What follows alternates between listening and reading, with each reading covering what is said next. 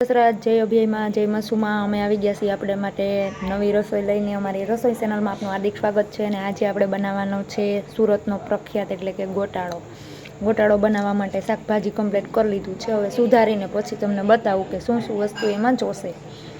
મિત્રો આપણે ગોટાળો બનાવવા માટે મૂકી દીધું છે તેલ ગરમ કરવા માટે। અને આપણે લઈ લીધું છે સુધારી અને ઝીણી સમારેલી ડુંગળી લીધી છે, પછી ટમેટા લીધા છે અને લીલું લસણ છે। લીલું લસણ હોય તો વધારે સારું અને મસ્ત બનશે, એટલે લીલું લસણ તો ફરજિયાત છે અને ન હોય તો પણ હાલશે। આ આપણે આદુ અને મરચાંની પેસ્ટ તૈયાર કરી છે ખાંડીને। તેલ આવી જાય એટલે આપણે વઘાર કરી લઈશું પહેલાં। જો આપણે તેલ આવી ગયું છે એની અંદર આપણે રાઈ એડ કરી દઈશું અને હવે એની અંદર આપણે જીરું એડ કરશું। પછી આપણે થોડીક એવી હિંગ એડ કરવાની છે। હિંગ થઈ ગઈ છે, હવે આપણે આદુ લસણ અને મરચાંની પેસ્ટ એડ કરી દઈએ। આદુ લસણ અને મરચાંની પેસ્ટ એડ કરી દીધી છે, થોડી વાર સાતળવા દઈશું। ત્યાર પછી હવે આમાં આપણે લીલું લસણ ડુંગળી એડ કરવાની છે। 1 ચમચી જેટલા આપણે સફેદ તલ એડ કરશું। જો આપણે ડુંગળી ને લસણ એડ કરી દીધું છે। ચાલો ટમેટા ડુંગળી મસ્ત મજાના સાતળવા માંડ્યા છે કે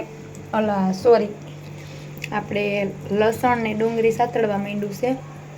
હવે આપણે એની અંદર કેપ્સિકમ એડ કરવાનું છે। કેપ્સિકમ અને ટમેટું બે એડ કરી દઈશું એટલે સરસ મજાનું સાતળી જાય। સાતળે ત્યાં સુધીમાં આપણે સુધારી લઈશું પાલક। ઢાંકણ લગાવી દઈશું એટલે સરસ મજાનું સાતળે ત્યાં સુધીમાં સુધારી લઈશું પાલક। સરસ મજાનું ટમેટા, કેપ્સિકમ, લસણ, ડુંગળી બધું સાતળી ગયું છે। આપણે સમારીને લઈ લીધું છે પાલક, તો પાલકને આપણે એડ કરી દઈશું। થોડી વાર રહેવા દઈશું, મિક્સ કરી અને થોડી વાર સાતળવા દઈશું એટલે પાલક પણ આપણું સરસ સાતળી જાય ને ત્યાર પછી આપણે બધા મસાલા એડ કરવાના છે। મીઠું અત્યારે આપણે એડ કરી દઈશું, સ્વાદ અનુસાર મીઠું એડ કરી દઈએ અને સેજ અમે ખાંડ આપણે 1 ચમચી જેટલી એડ કરી દઈએ।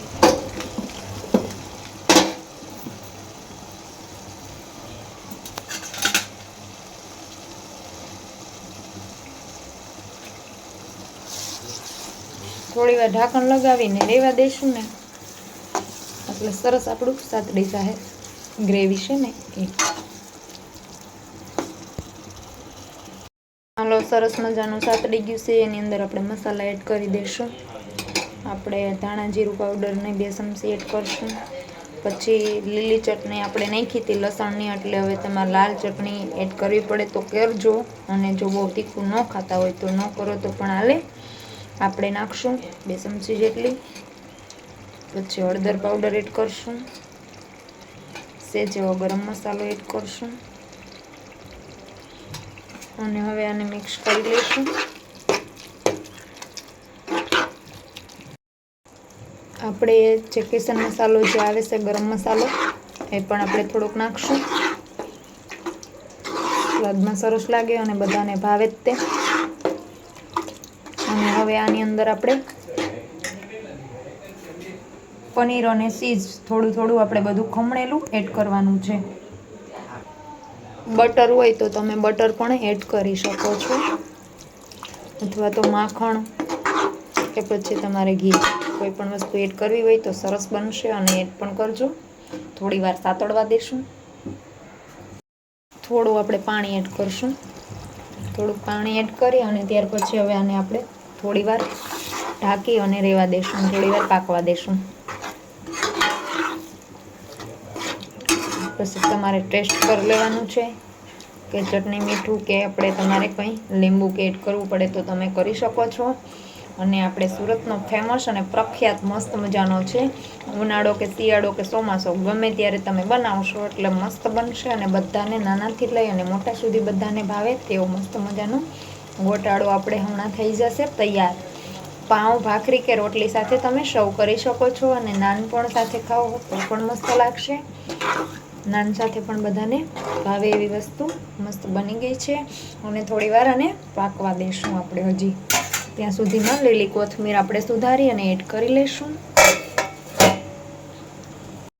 હાલો મિત્રો, આપણે સરસ મજાનો ગોટાળો બનીને થઈ ગયો છે તૈયાર. તો અમારે આ ગોટાળાની રેસીપી મિત્રો તમને કેવી લાગી જરૂરથી અમને કોમેન્ટમાં બતાવજો. અને નવી નવી રસોઈ લઈને આવીએ ત્યાં સુધી આવજો.